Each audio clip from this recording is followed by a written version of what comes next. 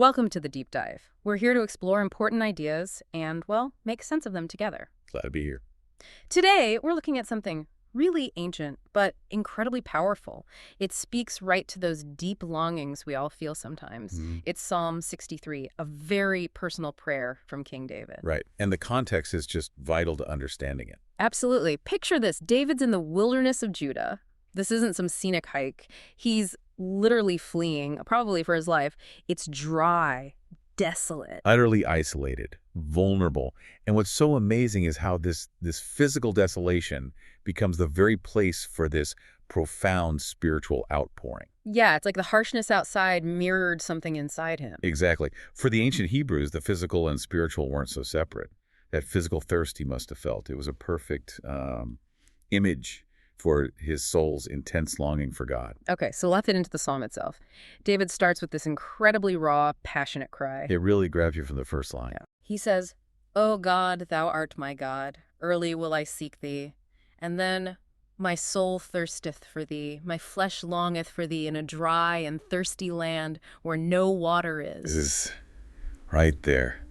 My flesh Yeah, longeth. that's powerful. It's not just his spirit or mind, it's his whole body crying out. What's the significance of that? Well, it really underscores the totality of his need. It's not abstract. It's visceral, like genuine dehydration, but for God.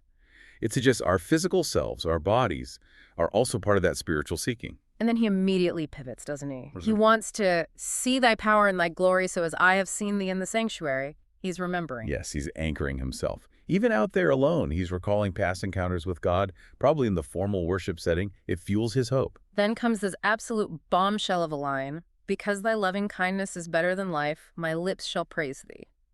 That's verse 3, foundational. That term loving kindness, it's the Hebrew word hesed, isn't it? That's a big one. Oh, it's huge. Hesed means steadfast love, loyal commitment, covenant faithfulness. It's God's reliable, unwavering love.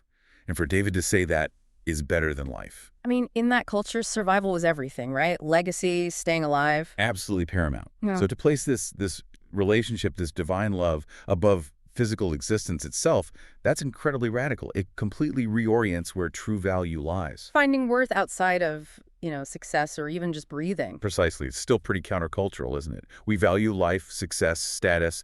David says God's faithful love tops it all. And even in this dire situation, running for his life, he commits to worship. Thus will I bless thee while I live. I will lift up my hands in thy name. No matter what, the praise continues. Yeah. It's not conditional on his circumstances. And he finds real satisfaction in it. He says, my soul shall be satisfied as with marrow and fatness, and my mouth shall praise thee with joyful lips. Marrow and fatness. That sounds, well, rich, especially for a guy in the desert. It is rich. That's the point. It's not just getting by. Marrow and fatness represented the richest, most luxurious, most satisfying parts of a feast in that culture, pure delight. So God is not just enough. He's abundance. He's a feast for the soul, even when the body is in want. Exactly. The deepest possible satisfaction, far beyond any physical comfort he's lacking. And he makes time for this connection. He remembers and meditates on God upon my bed, and during the night watches, even with danger around. Right. Those long, quiet, maybe scary hours of the night. Instead of fear, he fills them with remembering God. Which leads him to this place of confidence. Because thou hast been my help, therefore in the shadow of thy wings will I rejoice. My soul followeth hard after thee. Thy right hand upholdeth me. From thirst to trust. It's a beautiful arc. And what's Cute. so powerful is how this intensely personal cry speaks to something universal, that search for meaning, for connection, for security when everything else feels stripped away. He lost status, comfort, safety, but found joy and security in God. That's a model of trust, isn't it? A profound one. Trust that isn't dependent on external circumstances. So he's not just surviving the wilderness, he's finding God in it.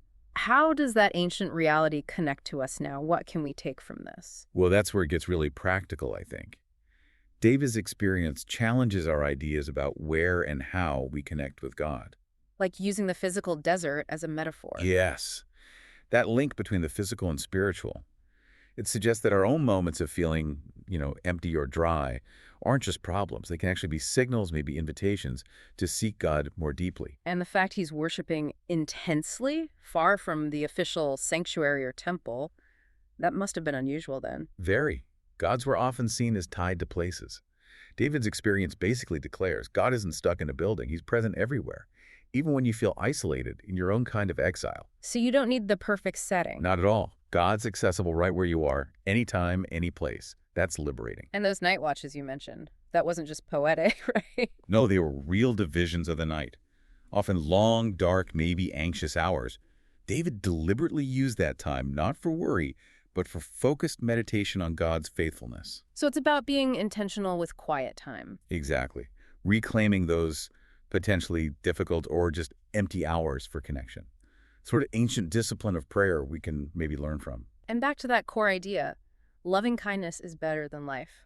How does that land today? I think it forces us to ask, what do we really value most? Where do we find our ultimate security and worth?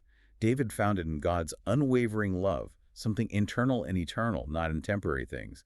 It's a powerful counter-narrative to our often materialistic culture. Okay, so let's bring it right home. How can these ancient insights really strengthen your trust, your relationship with God today? Well, first off, It's okay to feel that spiritual thirst, right? That dryness or disconnect David felt. absolutely, it's not a sign of failure. Psalm 63 shows it's actually a starting point, a sign of your soul's depth. You can bring that longing directly to God. And like David worshiping while on the run, maybe worship isn't just for the good times. Definitely not.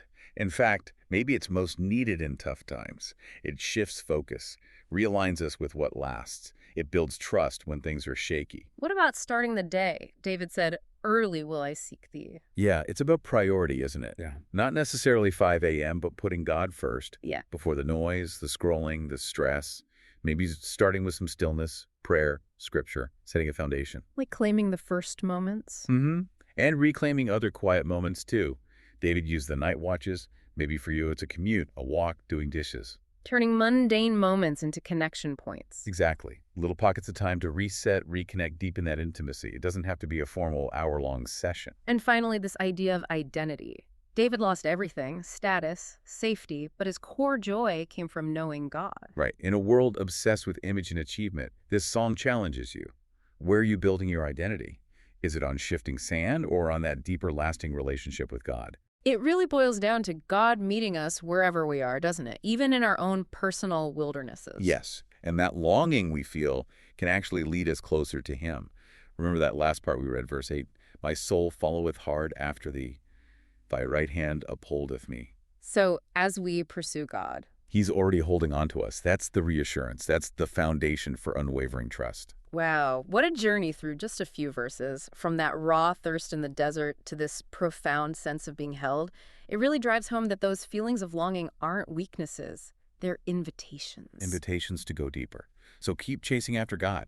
Remember, He's already holding on to you.